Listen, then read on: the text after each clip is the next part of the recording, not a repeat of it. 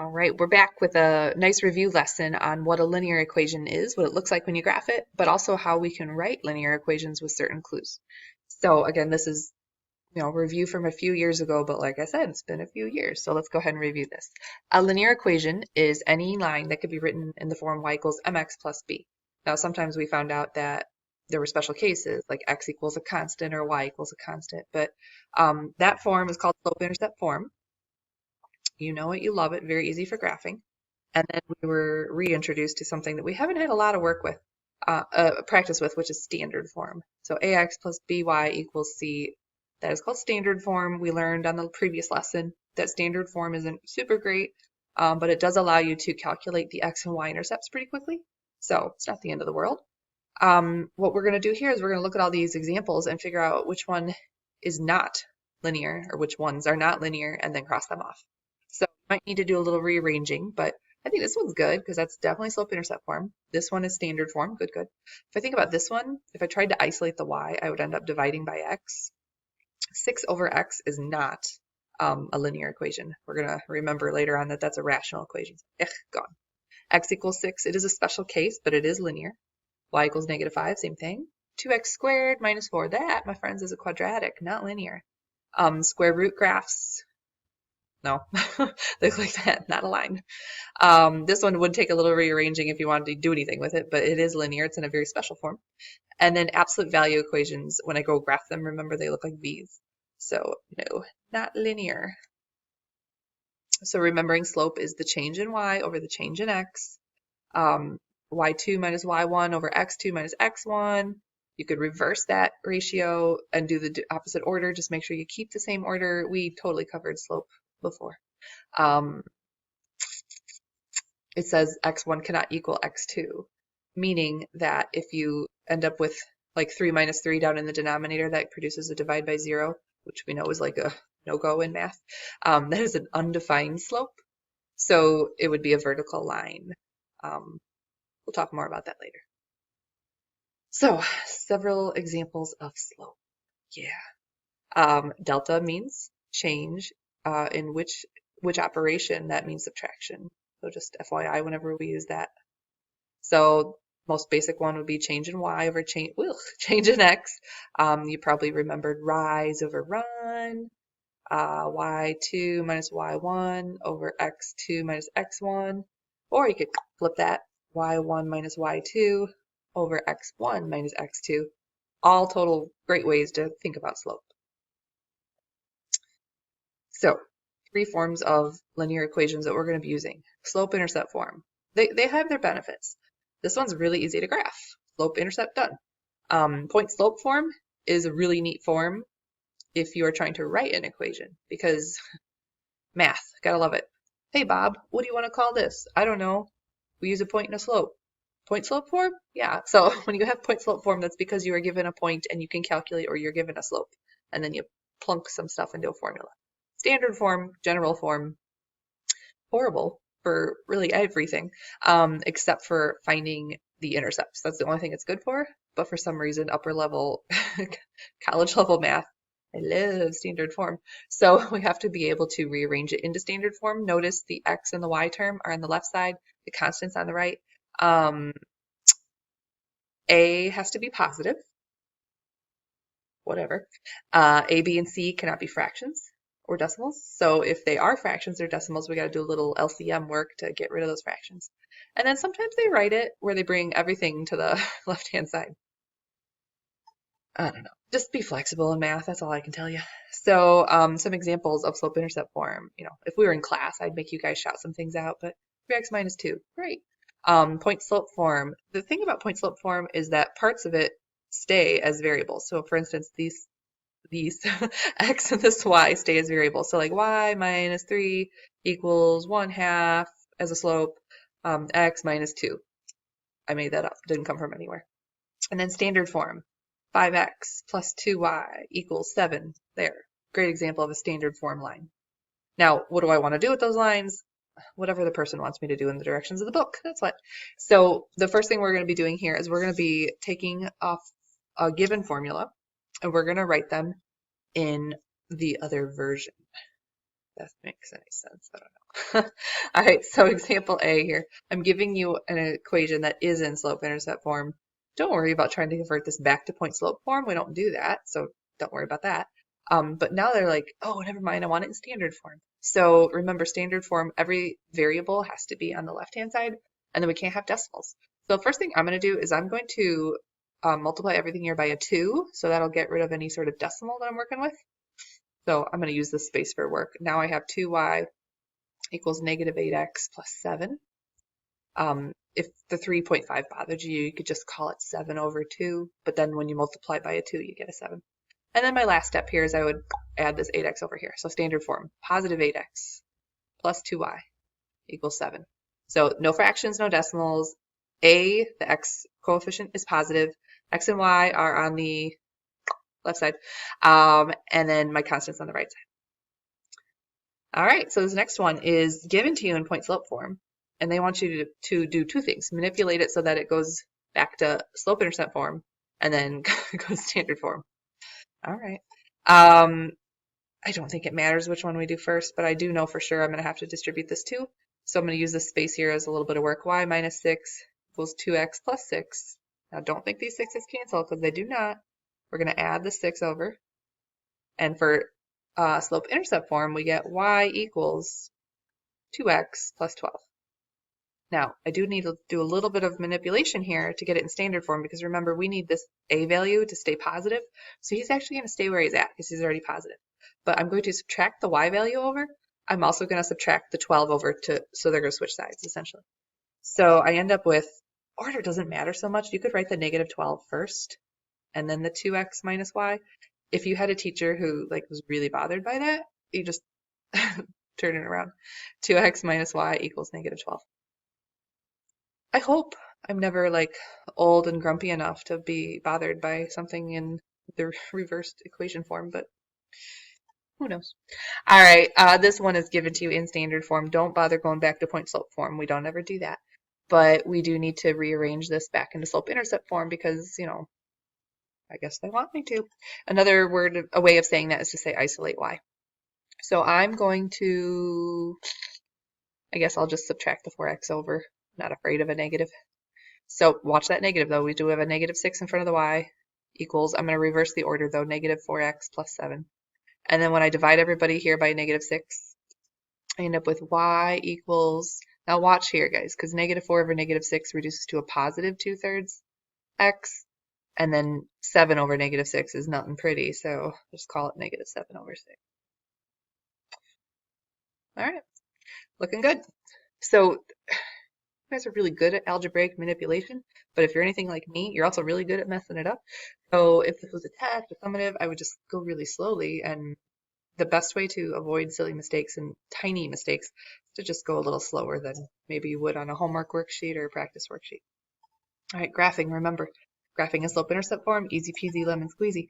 2x minus 5, we start down here on the y-axis at negative 5. Oh boy, that's not spaced out right.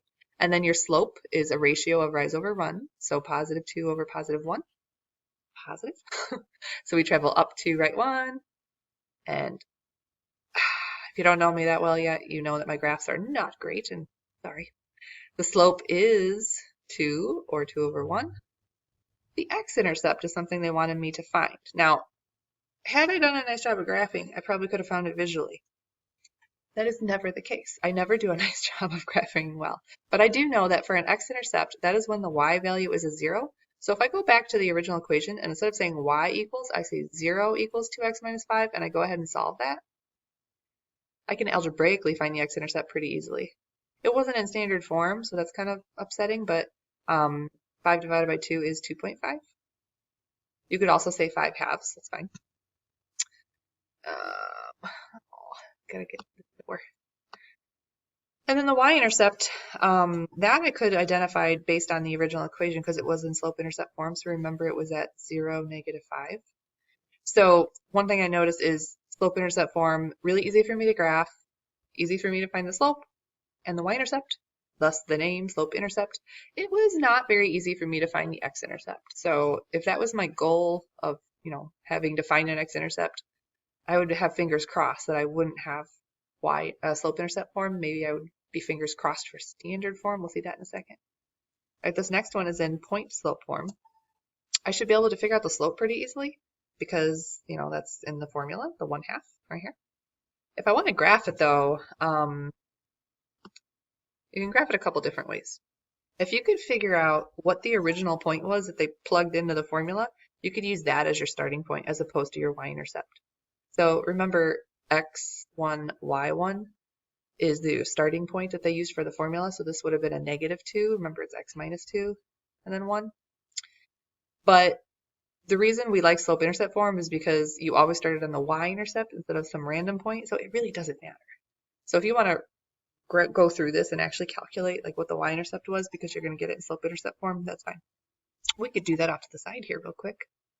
So y minus 1, if I distribute the 1/2, I get that. Then again, the ones don't cancel. You're going to add it over. Y equals 1/2 x plus 2. Fun fact, it doesn't matter if you start at the y-intercept of 2 or if you start at -2, 1 because they're both on the line. So pick your favorite. I guess I like the y-intercept at 2. And then your slope is rise 1 over 2. Ugh.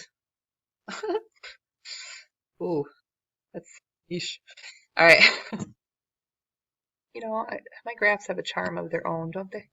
The y-intercept, we kind of stumbled upon that after a little bit of work because we got it in slope-intercept form. The y-intercept was at 0, 2. The x-intercept, I know I did not graph well. So pick your favorite form, the original or the one that you just figured out. Either way, I need a y value of 0 plugged in. So if I put a 0 right here, and then I do a little math, I'm going to subtract that 2. And then multiplying both sides by 2 gives me an x-intercept at -4. Yeah, that doesn't look like -4. Bad. Okay. So again, point slope form wasn't really great for graphing. Easy to find slope. I could find a point, not necessarily the point I wanted. So not sure how good it is for graphing, but we're going to see that point slope form is amazing when you're writing lines. All right, so this next question is in standard form, clearly. Standard form, very easy to find the x and y intercepts. Let's go ahead and do that first. So the x-intercept would be what happens when you pretend that the y value is 0, which means this whole term goes away. So 2x equals 12, so x equals 6 is what you're going to get for the x-intercept. And then for the y-intercept, you're going to do the opposite of what we just did and pretend that the x value is nothing, which means that term goes away. So -3 divided into the 12 gives us a y-intercept at -4.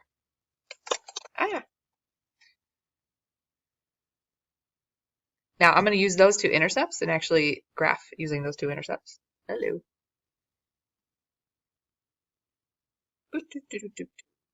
1, 2, 3, 4, 5, 6.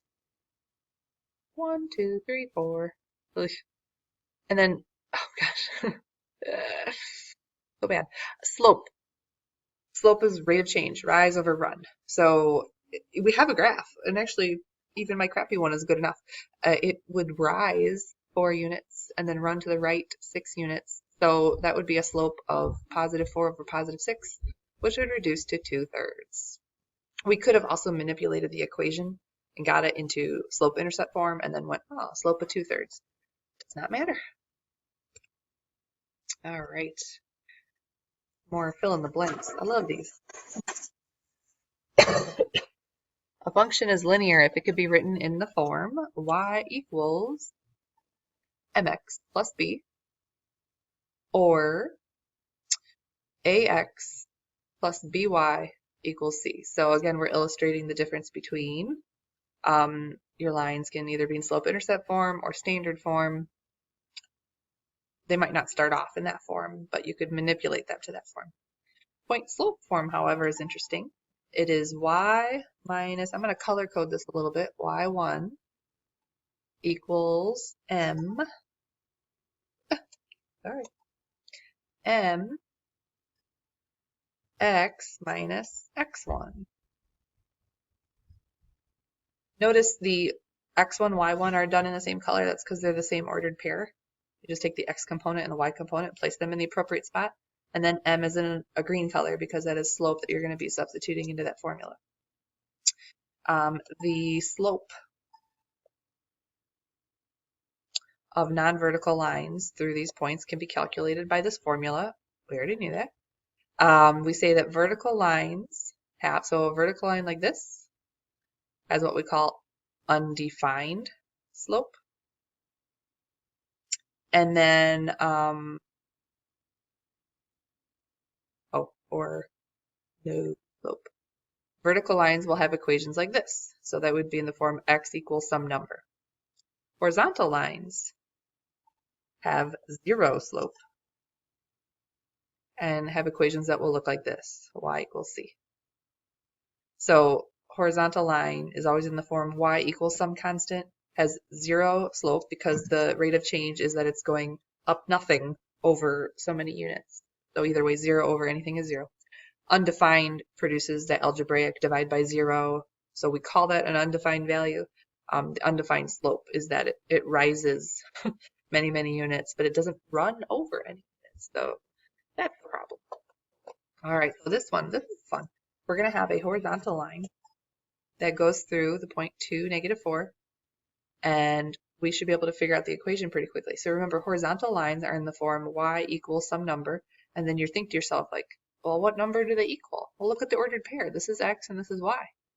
So y is -4. A vertical line through that same point, remember, is x equals some number. So if you're asking yourself, okay, what number does it equal? Well, look at the point. X equals 2. I could prove that to you by graphing it. If I graph the ordered pair 2, -4,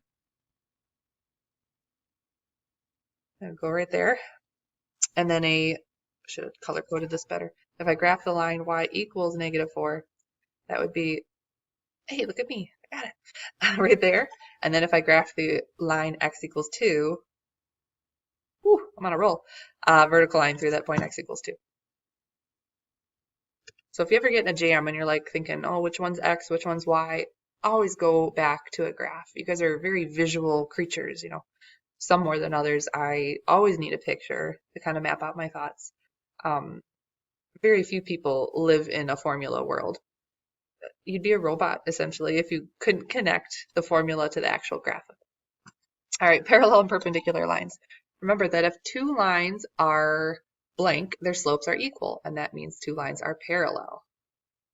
Probably had a lot of cutesy things that helped you remember that, but two lines that are parallel, because their rate of change is the same, they're going to rise and run the same value. They're never going to catch up to the other line. So that's what creates a parallel set.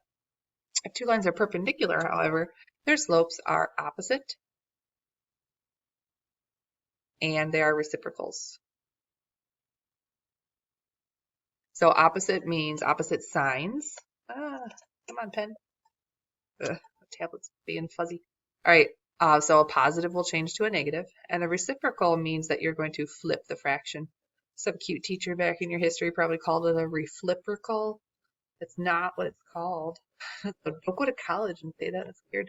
All right, given the line y equals 1/4 x minus 6, a perpendicular line would have a slope of, okay, so remember, perpendicular would be the opposite reciprocal. So opposite sign would be negative, and then reciprocal of 1/4 is a 4. And then a parallel line would have the exact same slope. So he would have had the same slope as the original, which was 1/4. This one's fun. You got to do a little work before you can answer it. You could, if you're in a jam, kind of graph it out and figure out whether they were parallel, perpendicular, the same line, or neither. But, you know, we don't have to do that here. I don't have space for that. So let's go ahead and calculate the slope between EF. So remember, slope formula, change in y over change in x. So 6 minus 3 over which? -4 minus -9. So watch your signs. That becomes a 3 over 5. And then doing the same calculation for the slope. Tablet, come on. The slope between GH. -1 minus 6 minus -6 over 11 minus 8. That'd be 5 over 3. Right? Yeah. So in those particular cases, a lot of kids get tricked because they're like, oh, 3/5 and 5/3, those are reciprocals. That is true, but that does not mean perpendicular because they have to have opposite signs. So my first instinct is like, oh, I think I screwed up because one of them should be negative. So that's why I quickly went back and double checked because big issue for me is dropping negatives. They're clearly not the same line. They would have the same slope. They don't have the same slope, so they're not parallel, which means this special case is that they are neither. All right, draw a line. And then they want you to find the equation who is perpendicular to that same line, but go through the point -2, 3. And then they want you to graph that line. Okay, so first task, draw a line, 1/2 x plus 4. So starting at 4, let's see if I could draw a little better here, slope of 1/2. And then you could also go down 1 left 2. Oh, this is why I don't teach geometry. All right, so this next line that we're going to come up with is going to go, it's going to have the same point, but it's going to, sorry, slope, it's going to go through a different point though, -2, 3.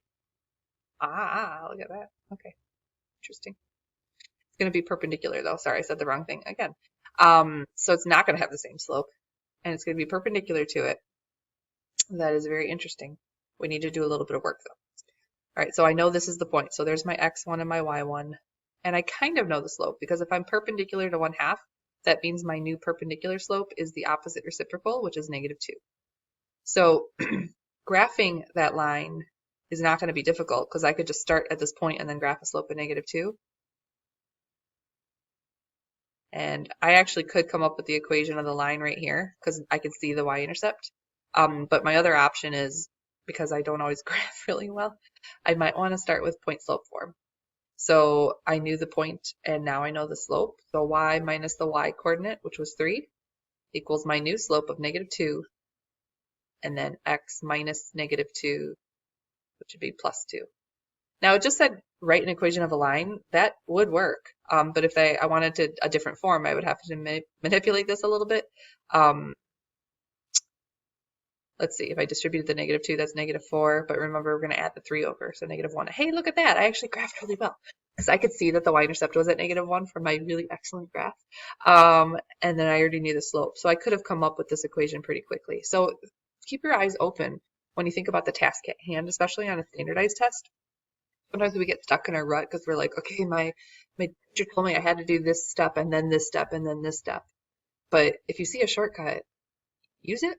Because that's the whole point of the test, is they're trying to weed out a kid who's clever versus a kid who is rote. There's nothing wrong with being rote because that means you have a really good understanding of everything process-wise, but maybe your understanding is not deep enough to kind of see the connections between other topics, and that's where we want to go in math. So this next one, I have a slope and a point. So like, hey Bob, which form do you think we should use if I have a point and a slope? Point slope form. All right, so y minus the y coordinate, so it'd be turning into a +4, equals 1/3, and then x minus the x coordinate. And then, hi baby girl. And it said just find an equation. So technically, like, I feel like I'm done. there's various other equations. Like I could be mean and say, oh, you have to write it in standard form. That would take a little bit more work here, guys. So just keep that in mind. This next one, I don't have slope yet, but I could totally find it. -6 minus 9 over -4 minus 2.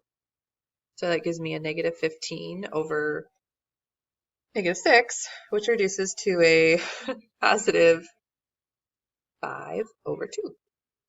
So now this is kind of fun. I get to use like any point I want. So I'm going to pick the one that doesn't have a bunch of negatives in it, 2, 9, and I'm going to use that one. So y minus y1 equals slope, then x minus x1. Just be careful, because if you're like me, you'll forget which point you used if you don't circle it. And then like I'll pull the x from this point, and then I'll pull the y from that point, and that's not going to give you the right equation. So don't do that. I made a lot of mistakes, so I know what to look for. All right, this next one. Oh, this is nice. They gave me a point, but it's not just any point. It is a y-intercept. So that guy right there, that is my b. Awesome. but I do know he's perpendicular to this line. So his slope is not 2/3 anymore. Now his slope is -3/2. And you could either use point slope form, or now I know I have the intercept and the slope, so I could use slope-intercept form. So -3/2 x plus 3. But look what would have happened if you used point slope. So like y minus y1 equals slope x minus x1. Think about what's going to happen. You're going to distribute 3/2 to 0, and that's going to be nothing. And then you're going to add the 3 over. So either way, you end up with the same line. The trouble is, if I was a real jerk and I was like, haha, I need it in standard form, you would have to get rid of the fraction, and then you'd have to move some terms around. So that's like the worst case scenario, is that you have 2 algebraic steps as opposed to just 1. So this next line, I'm parallel to this guy, which is awesome because I don't have to do much work there, except, jerk, they didn't give me in a slope intercept or point slope. So standard form, I can't see slope easily unless I think about what slope is. Remember, slope is what's going to be the coefficient for the x once I move everything around.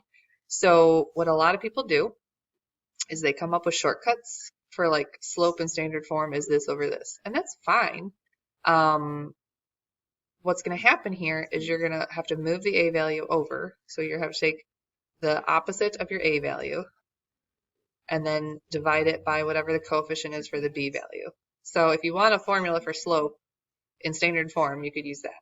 But it's not really that difficult for me to visualize subtracting the 4 over and then dividing by -1. So the slope is going to be a positive 4/1. And it says write an equation. It doesn't say what form. So since I have a point and a slope, I'm going to go ahead and use point slope form. So y minus -8 would be y plus 8 equals 4. And then x minus 1, which is 1. Again, if they wanted it in another form, we'd have a little more work to do, but yay. All right, this next one, probably did some of these in geo. So we have a perpendicular bisector through these 2 points. Now, if I was in a rut and I was on something important like an SAT test or an ACT test or just on my test, and if I was stuck, I would start graphing this. Even if you graph like me, it's enough to get going. But think about walking your way through this question. Perpendicular bisector. Bisector means to cut in half, right? So I have to find the midpoint. And then perpendicular means it has to have the opposite reciprocal slope. So I have to find the original slope, and then I got to convert it over here to the perpendicular slope. Then I'll have a point, and I'll have a slope, and I can use point slope form. So midpoint. Remember, midpoint is the average of the x's. So 2 plus 0 divided by 2 is 1.